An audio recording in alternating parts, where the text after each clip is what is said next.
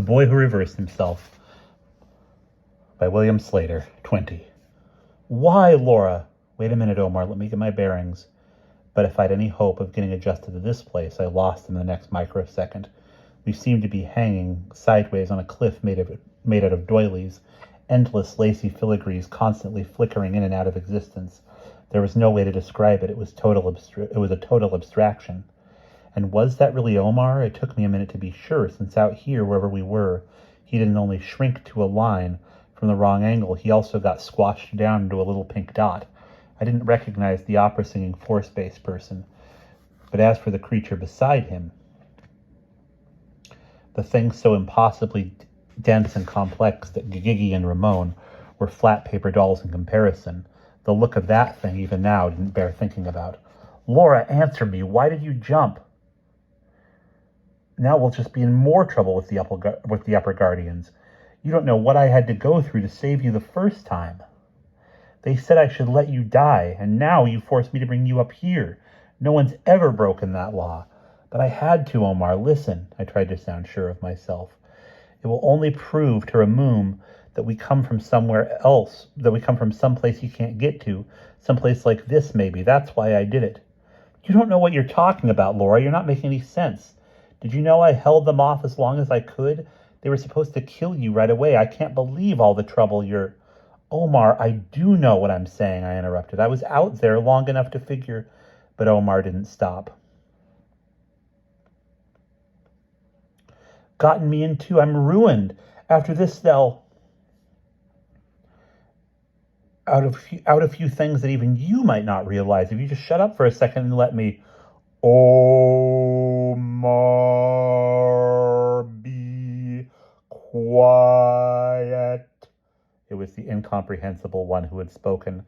I could hear her voice in my ears and also feel it inside my head as well as inside my guts and bones, vibrating through me as though I was sitting on the surface of a great bell when she spoke. It was a far more alien sensation than the voices of Gigi and Ramoom. Yet at the same time, I was sure, as soon as I felt the voice, that the creature was female. She was situated around, inside and above, a sort of bower or canopy, draped with things like pink ribbons and flounces and bows.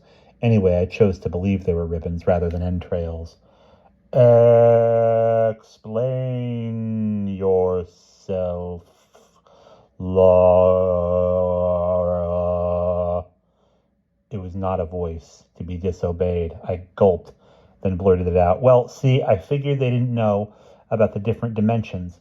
When you took me through the wall, Omar, that tipped me off that you were watching from someplace, and they didn't understand it. They had no idea about going up into another dimension and crossing over a wall.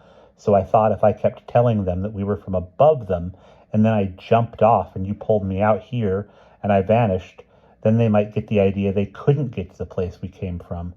I can't believe you did that you trusted me that much, Omar said. I noticed how pale and nervous he was.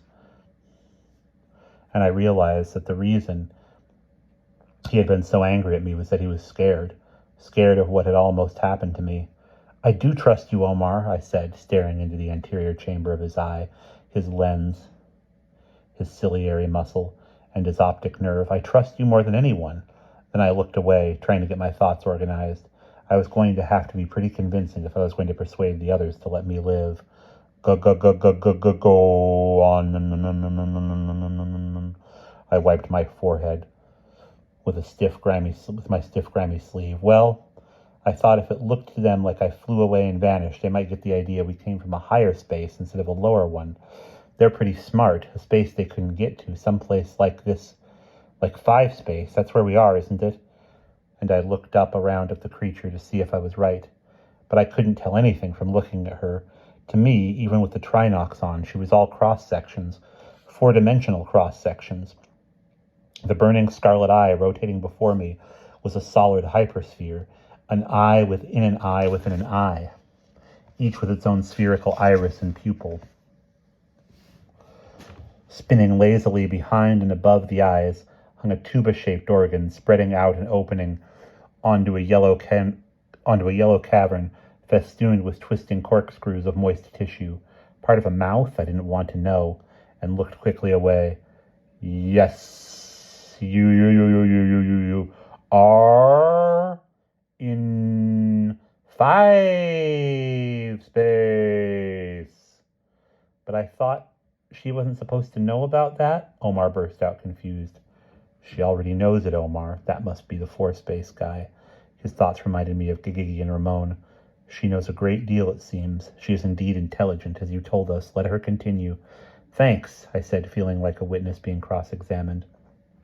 The 4-space guy was relatively easy for me to comprehend now, even though out here in 5-space I could see inside him too. He looked like a character from an opera, a shaggy, hulking creature in garments of leather and metal, with things that might be weapons dangling from his belt. Like Gigigi and Ramoom, he had 4 arms, 4 legs, and 3 eyes. Anyway, I went on, I guess that's most of it. I knew that you would have to kill us before we gave anything away about 3-space. I can understand it in a way, but I also wanted to try to prevent it if I could. Like I said, if I could make them think we came from above them, maybe that would be better than killing us. If we just died, Ramoom would still go around trying to find 3-space. But if they thought there was no way they could ever get to 3-space, then Ramoom would have to give up. And if they thought we could just disappear like that, then they wouldn't try to capture anybody else. Well, maybe, Omar said doubtfully, but we're not supposed to do that. That was another rule I broke to save you from pain, because they might figure out about 5-space, I interrupted. So what if they did? They can't get to 5-space on their own like they can to 3-space. They can't interfere with 5-space like they can with 3-space. 5-space is safe from the dimension below it, so why shouldn't they know about it? Isn't that better than us dying? Except it's breaking the first rule. The most important rule. Preserve ignorance. Preserve ignorance, intoned the 5-space lady, and the lace and ribbons fluttered as all 3 of them sighed deeply. But there's one other thing, I said, remembering. Gigigi and Ramoom might not be so ignorant about 5-space. You didn't notice, but I did. Gigigi is reversed. What are you talking about? I turned back to the 4-space guy. How come you didn't notice? Gigigi's middle eye is Kata from the other 2, and her nose is Anna from the eyes. Didn't you see that? Watching from up here, it's not easy to notice reversal. His thoughts were puzzled. Are you sure? Absolutely. They talk about it all the time, and I learned to see really well with these things. I had to. Her being reversed can only mean one thing, right? That somehow, sometime, she got pulled up here into 5-space and flipped over. Unheard of. Even the deep bell-like tones had taken on a tremulous quality. I didn't like contradicting her, but I had one final point to make. And since I was arguing for my life, I didn't hesitate. Well, it must have happened to her, and it must have been horrifying, and I thought if we could make them connect us with that experience, then that would scare them away from meddling with any other dimensions for good. Being reversed is a lot more disfiguring to them than to us, and I think there's one more thing you could do, a good deed that would totally protect 3-space from them forever. If you rescue Pete, then you could just... Pete, what's he doing down there? What's he telling them? No matter how convincing I was, if Pete gave anything away, we were done for. Omar shrank down to a pink dot. The 4-space guy flattened to a furry line. A grayish, puckering, tentacled thing leapt from the lady's hyperspherical eyes. Hey, come on, show me where to look, I pleaded. I want to see too. Something that did not feel like Omar, I forced myself not to dwell on exactly what it might be, reached inside my face and pointed me very carefully in a specific direction. I was glad the lady was careful about it, because it suddenly occurred to me that in 5-space I could easily get turned inside out. I looked Kata above me in another way that I had no name for. It was like staring down from the top of an impossibly high skyscraper again, yet at the same time I seemed to be underneath or inside the maze. Below the tilting crenellated walls and ramps hung the cage, a pointed star-like object with a pink flatworm in one corner that had to be Pete. Then, Ramoom's 6-fingered hand pulled Pete out of the cage and dangled him by his feet. Tell me the truth. Help me find your friend, or you go back inside the maze. No, no, no, chirped Pete, little threads filling up with blood inside his paper doll face. Leave it alone, Ramoom, Gigi pleaded. The other one has escaped. It has gone home. Yes, yes, yes, Pete screamed. She went home into the sky. Omar, did you hear that? I whispered. Pete's going along with me now. No, you are lying to me, Ramoom shook him. Did it really go home? Yes, yes, yes, Pete insisted. Ramoom flipped Pete up into the deeply furrowed palm of his hand and held him up to his eyes. I could see right into Ramoom's hand, where the bones branched out in all directions like pale trees intertwined with pulsing serpents. Listen carefully. You are the one I trusted, Ramoom told him. We will make a bargain. I will forget the other one. I will take you home and leave you there. All you have to do is guide me to the spot, and you will be safe at home forever. Ramoom will promise, he smiled, his face splitting open as rows of crumbling battlements jutted out of it. Well, I don't know, Pete mumbled, twisting his head away from Ramoom's face. And if you refuse to show me, Ramoom said to him, the rictus of his smile still stretched across his head, then you will go back inside the box with our hungry friend.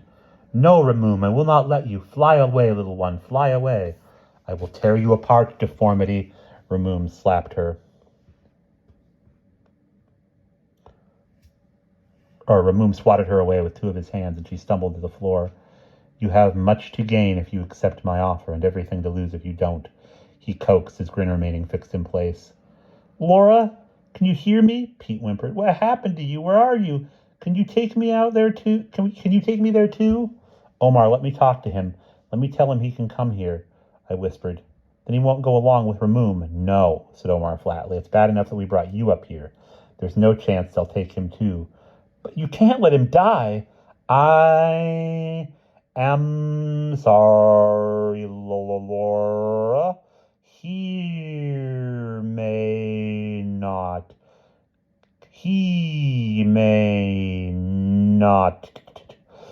come here. We understand your thinking, Laura. It was the force-based guy. But you do not understand the enormity and danger of breaking so many laws. It's not only up to the three of us. Others, with more power, will know. We have already endangered ourselves by bringing you here. I could feel that he would not budge. But if you just leave him there, we'll have to give in and show Ramoom where we will stop him before he does. Your time is up, my little about-to-be-eaten friend, Ramoom dangled Pete over the maze again. Promise to show me now. Laura, I can't wait any longer, Pete wailed. At that moment, I remembered again the part of my plan I hadn't had a chance to tell them. Wait, listen, I said, you can still save him, and you don't have to bring him here, and you can do a good deed, too. All you have to do is this. And that's the end of chapter 20.